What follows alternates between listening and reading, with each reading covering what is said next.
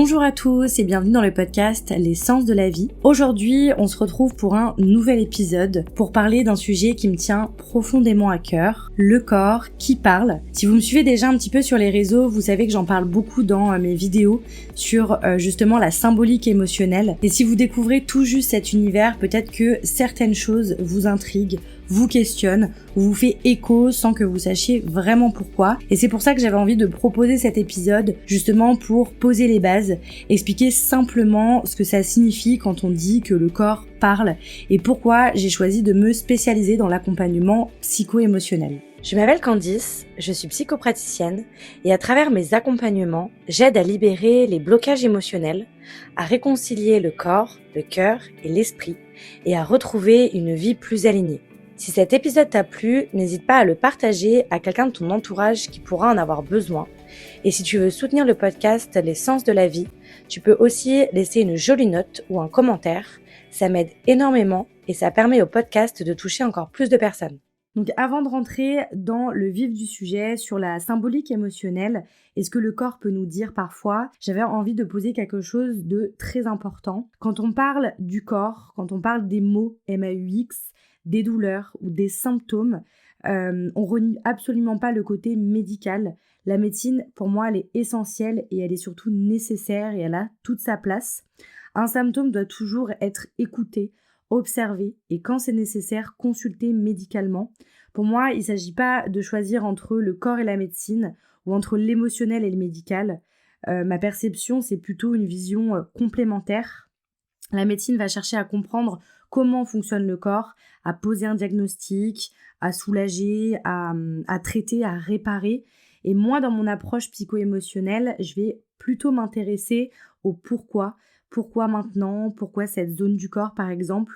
Pourquoi ce symptôme revient s'installer au même endroit et récurrent? Donc voilà, c'était pour moi très important de poser cette base avant de pouvoir vous partager la suite. Parce que je sais qu'il y a beaucoup de personnes qui pensent que quand on s'intéresse au symbolique émotionnel, on renie un petit peu le côté médical. Alors que pas du tout, je pense qu'avoir un avis médical reste très important. Mais je pense qu'on peut aussi voir la chose autrement et peut-être s'intéresser à l'émotionnel qui peut se cacher parfois derrière. Donc pour moi, le corps n'est pas quelque chose qui dysfonctionne par hasard, justement. Le corps est intelligent, il va s'adapter, il va parfois compenser, encaisser, et parfois pendant justement très longtemps. Et quand il arrive à un stade où il ne peut plus, il va justement envoyer des signaux. Donc pas pour nous punir, mais plutôt pour venir nous alerter. Ce que je partage ici, c'est ma perception, mon expérience, mon regard de praticienne. Voilà, c'est important que je le précise.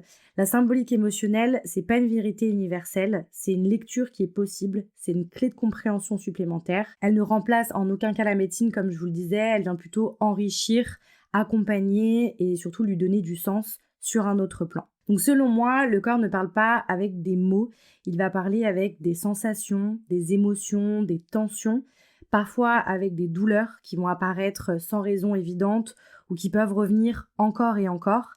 Et bien souvent, ce langage du corps se manifeste quand quelque chose n'a pas pu être exprimé autrement. Ce qui est intéressant, c'est que le corps réagit toujours dans un contexte bien précis. Donc ça peut être un moment de vie, un stress, une surcharge émotionnelle, un événement parfois. Globalement, le corps en fait a une mémoire.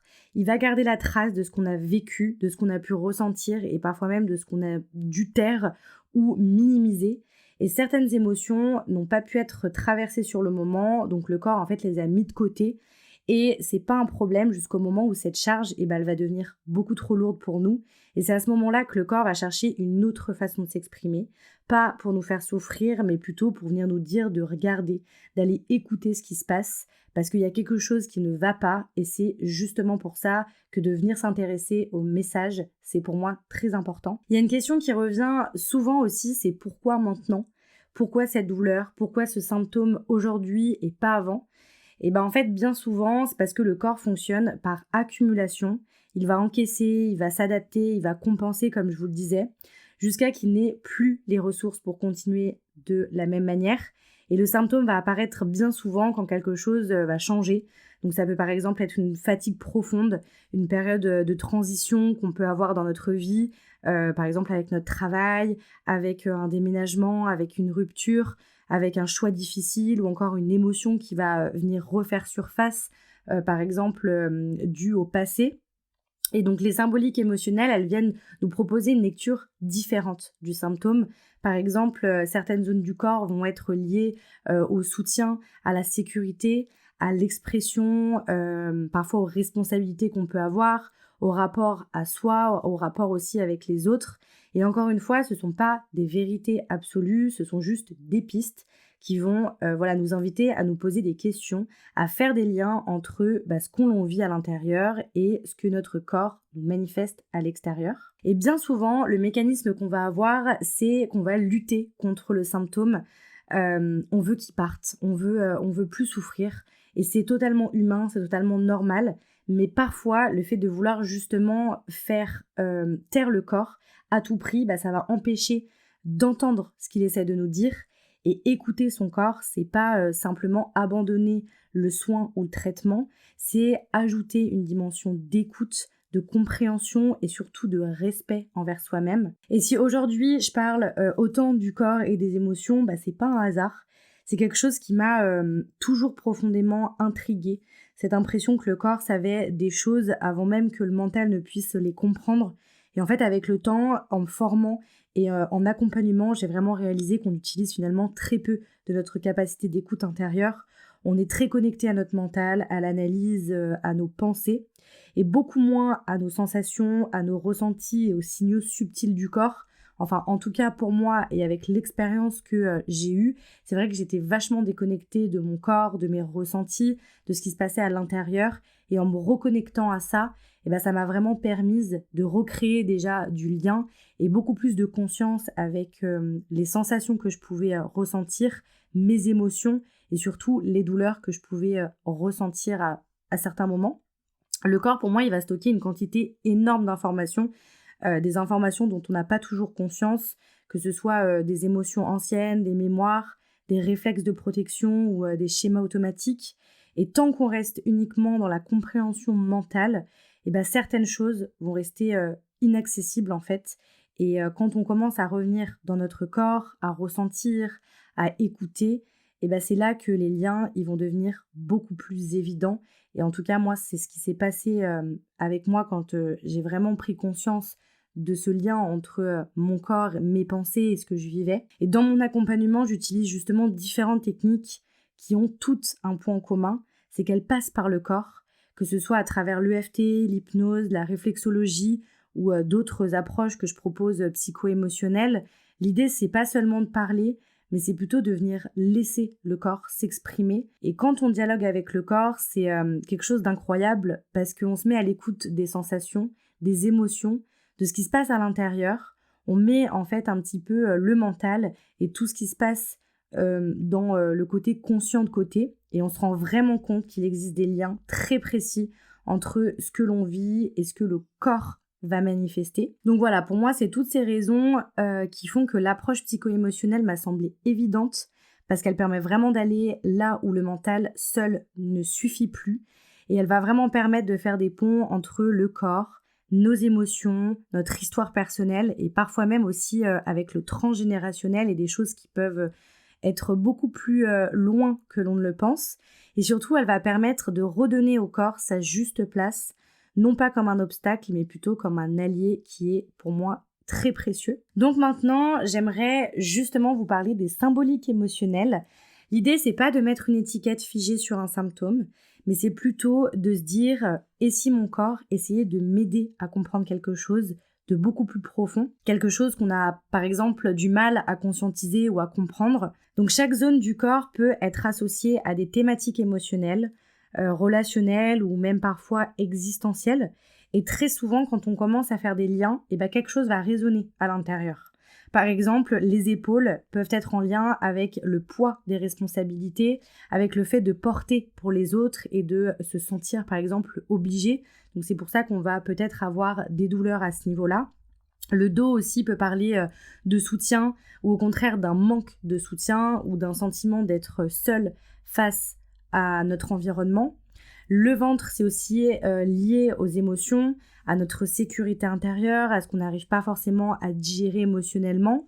La gorge aussi peut être associée à l'expression, à ce qui n'a pas été dit, à ce qu'on a retenu par peur de déranger ou par peur de blesser. Donc voilà, encore une fois, ce sont des pistes de réflexion. Ce qui compte, c'est vraiment que vous ressentiez, quand vous entendez ces symboliques, quelque chose qui résonne en vous. Voilà, chez beaucoup de personnes, le simple fait de mettre du sang sur un symptôme, ça va déjà apporter un énorme apaisement, parce que la douleur, elle est plus vécue comme quelque chose d'absurde ou d'injuste, mais plutôt comme un message à écouter avec douceur. Et comprendre, c'est pas tout régler d'un coup, c'est simplement le premier pas pour moi vers la libération. Donc si vous êtes en souffrance avec votre corps, si vous avez justement l'impression qu'il vous lâche ou qu'il vous trahit, ou si vous comprenez pas tout le temps pourquoi vous avez certaines douleurs, et surtout si vous n'arrivez pas à vous libérer de peut-être certaines douleurs qui sont présentes depuis très longtemps, même avec un avis ou avec le corps médical, et justement les symboliques émotionnelles peuvent vous aider à vous tourner vers autre chose. C'est ouvrir en fait un espace de compréhension pour moi avec nous, et ça va être simplement de voir quelque chose que vous avez appris à ignorer pour continuer à avancer. Donc voilà, si ce sujet vous parle et que vous avez envie d'aller plus loin, il existe des livres très accessibles qui peuvent justement vous aider à faire vos propres liens.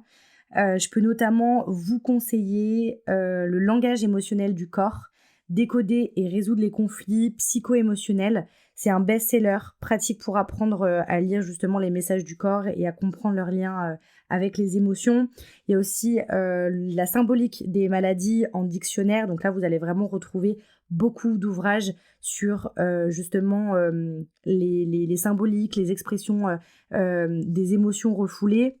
Il y a aussi le symptôme psychomatique, un langage du corps à décoder. Voilà, il y a énormément de bouquins que vous pourrez retrouver pour justement aller un peu plus loin, et si vous voulez comprendre et surtout vous intéresser aux symboliques émotionnelles. Je vous mettrai d'ailleurs en description les liens des livres pour que vous puissiez les retrouver facilement. Donc voilà, pour conclure cet épisode, j'aimerais vraiment vous laisser avec une chose essentielle, c'est que si vous êtes en souffrance avec votre corps, si vous avez des douleurs, des tensions, des mots que vous ne comprenez pas toujours, c'est pas un signe de faiblesse, bien au contraire, c'est votre corps qui est peut-être simplement en train de vous parler d'une façon que vous avez peut-être jamais appris à écouter. Et comprendre les symboliques émotionnelles, c'est pas chercher une faute ou c'est pas se culpabiliser, c'est surtout pas renier non plus la médecine, mais c'est plutôt ouvrir une porte vers plus de conscience, peut-être vers plus de douceur et une première forme de libération. Le corps porte énormément d'informations et ça c'est quelque chose dont on n'a pas vraiment conscience, et quand on commence à en prendre conscience, justement à venir écouter, à peut-être venir ressentir, à faire des liens avec ce que l'on vit, c'est justement à ce moment-là qu'on va venir pouvoir le libérer. Et mon intention à travers ce podcast, c'était de pouvoir vous aider à vous sentir moins seul face à ce que vous pouvez peut-être traverser, et vous rappeler que votre corps n'est pas contre vous, mais il cherche simplement en fait à vous ramener à vous. Prenez ce qui résonne, laissez le reste et avancez à votre rythme. Merci d'avoir pris ce temps pour vous, et si cet épisode vous a parlé, n'hésitez pas à le partager à quelqu'un qui pourrait en avoir besoin, à le noter sur la plateforme d'écoute sur laquelle vous l'écoutez. Voilà, surtout écoutez ce que votre corps essaie de vous dire, prenez soin de vous, et je vous dis à la semaine prochaine pour un tout nouvel épisode.